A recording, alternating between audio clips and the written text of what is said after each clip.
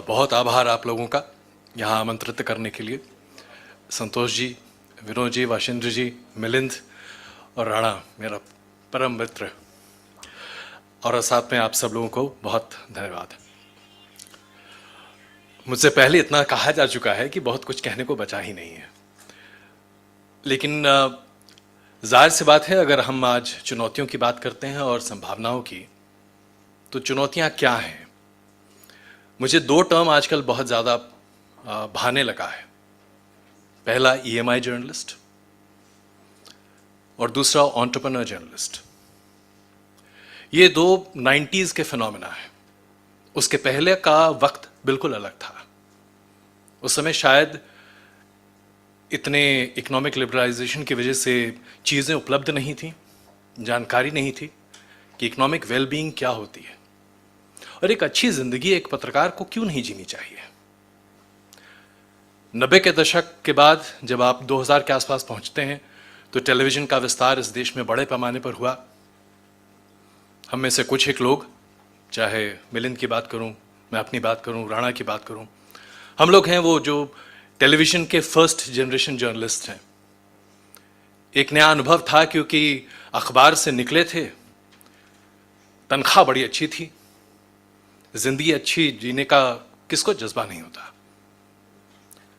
तो जाहिर सी बात है, पहली प्रेफरेंस थी कि आप टेलीविज़न ज्वाइन कीजिए क्योंकि तनख्वाह अच्छी मिलेगी।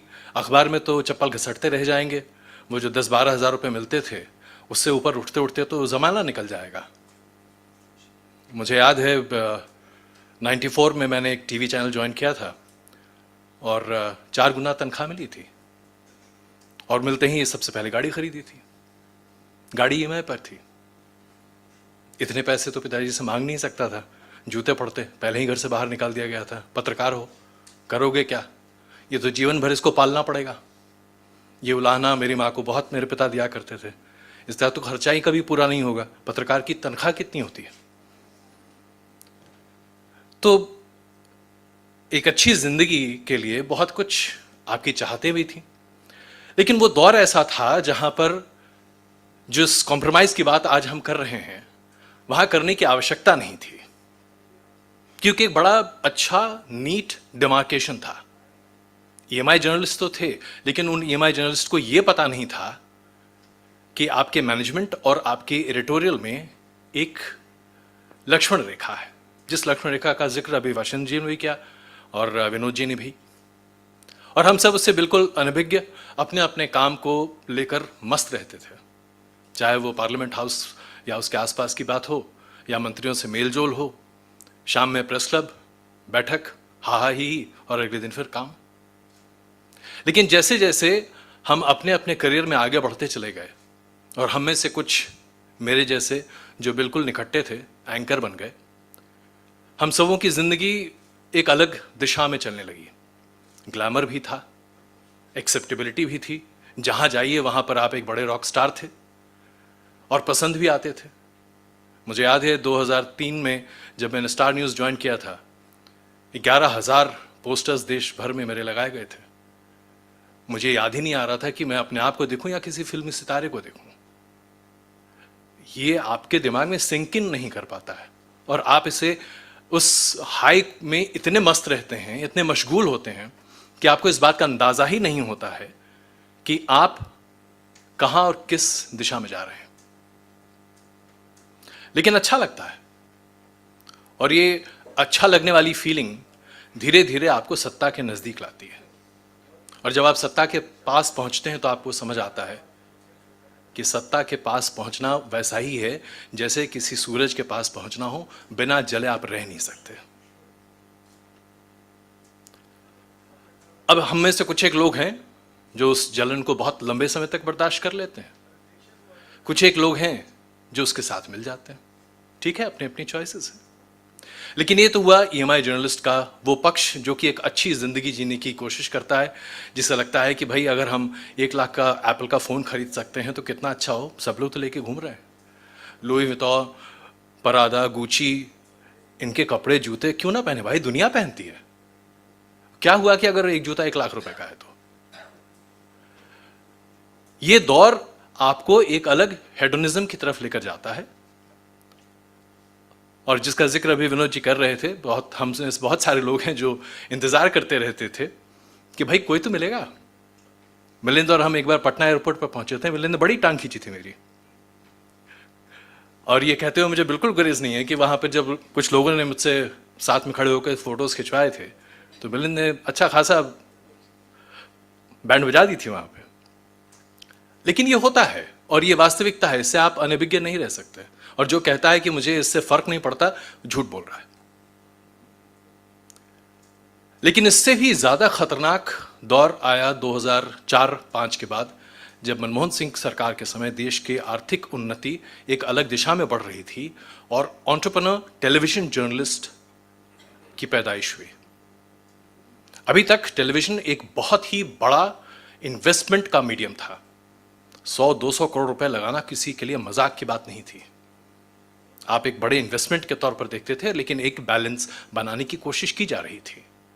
लेकिन जब एक वरिष्ठ पत्रकार जिन्होंने अपना खुद का टेलीविजन चैनल खोला, जिनसे एक दिन मैं बात कर रहा था, उन्होंने मुझे बताया कि टेलीविजन चैनल खोलने के बाद समझ में आया कि इंपेरेटिव्स क्या होती हैं। आज भी वो अपना चैनल बहुत अच्छे तरीके से चला रहे हैं, दूसरे तीसरे नंबर का चैनल हमेशा रहता है। लेकिन वो इंपेरेटिव्स सिर्फ उन्हें नहीं समझ में आया, बल्कि उन तमाम लोगों को समझ में आया जिन्होंने अपने आप को, अपनी ऑन एयर प्रेजेंस, अपनी जर्नलिस्टिक क्रेडिबिलिटी की कीमत लगाई। कोई भी आदमी आपके ऊपर पैसा क्यों लगाएगा?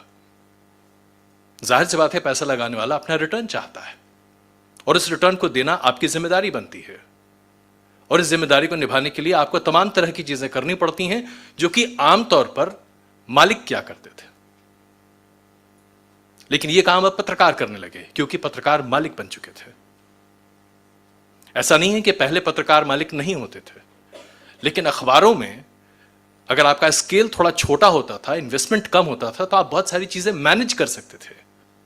टेलीविजन का कैपिटल इतना इंटेंसिव है कि उसकी सनद आपको बाद में समझ में आती है।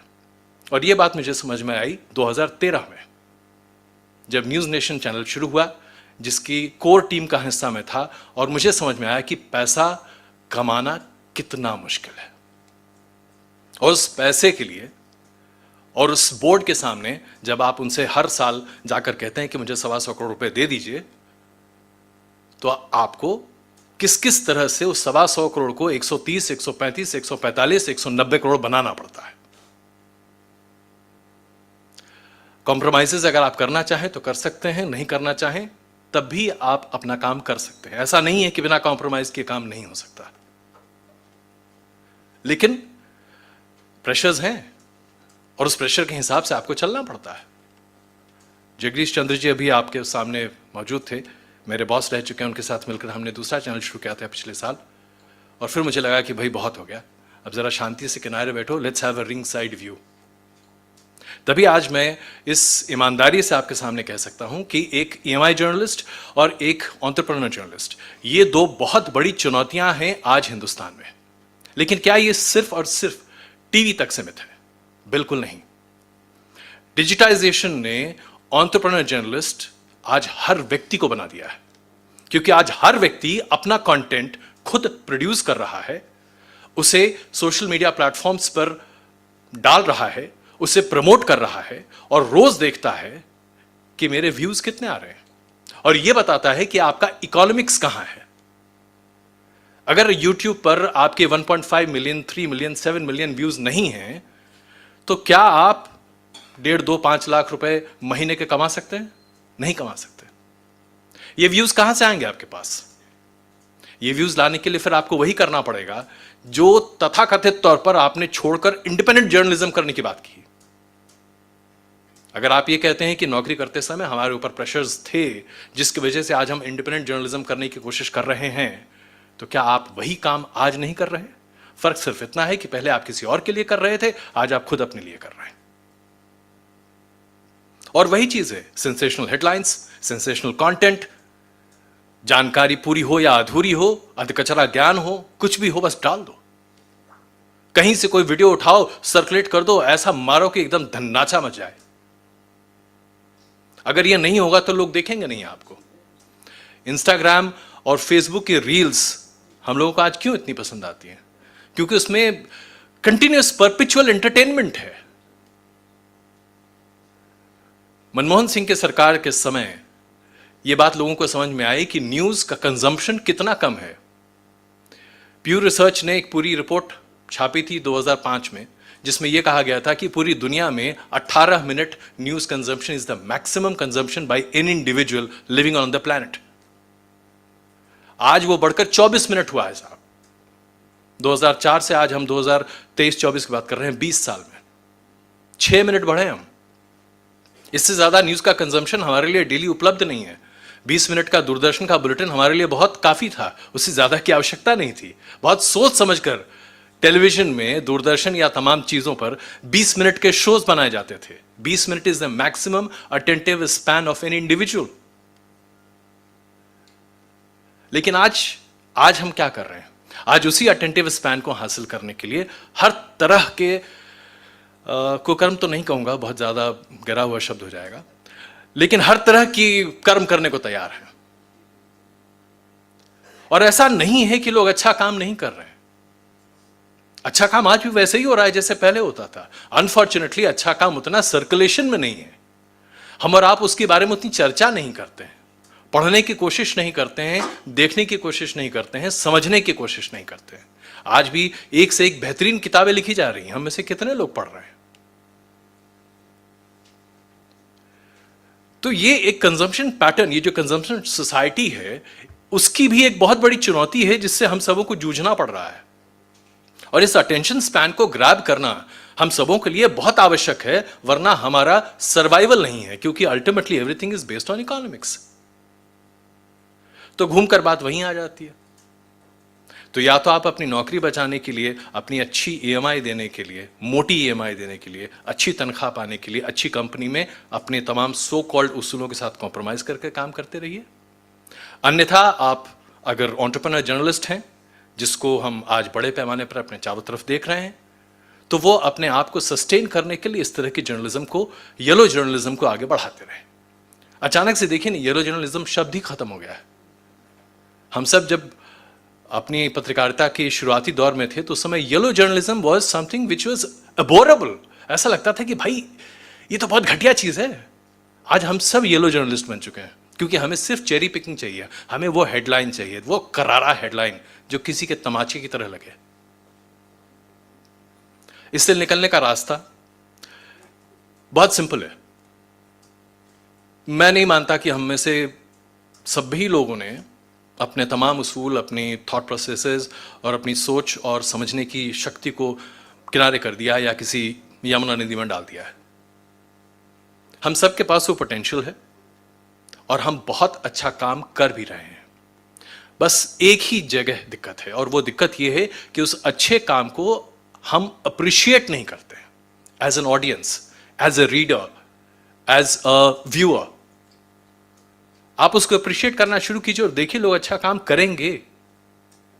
आज भी तमाम लोग इन्वेस्टिगेटिव रिपोर्ट्स कर रहे हैं। कल मैं मिलिंद की ट्विटर के टाइमलाइन पे देख रहा था, जो अडानी के बारे में तमाम रिपोर्ट्स आई थी, उसकी जो जानकारी मिलिंद अपने टाइमलाइन पर डाल रहे थे। मैं शर्तिया तौर पे कह सकता हूं मिलिंद को शायद उस पर लीस्ट व्यूज मिले होंगे। क्या मिलिंद ने लोगों के सामने वो जानकारी नहीं रखी जो कि जाननी चाहिए? एक संस्था है जिसने एक रिपोर्ट सामने रखी है, उस रिपोर्ट की वास्तविकता या उसके तमाम पहलुओं पर चर्चा अलग हो सकती है, लेकिन उस रिपोर्ट में है क्या, यह जानने की जरूरत तो है ही ना इस देश को। यह जानने की जरूरत इस देश को है ही ना कि भाई चीन ने वाकई में हमारी धरती पर कब्जा किया है कि नहीं किया है। भाई बता दीजिए ना, काम खत्म कीजिए, चैप्टर क्लोज्ड।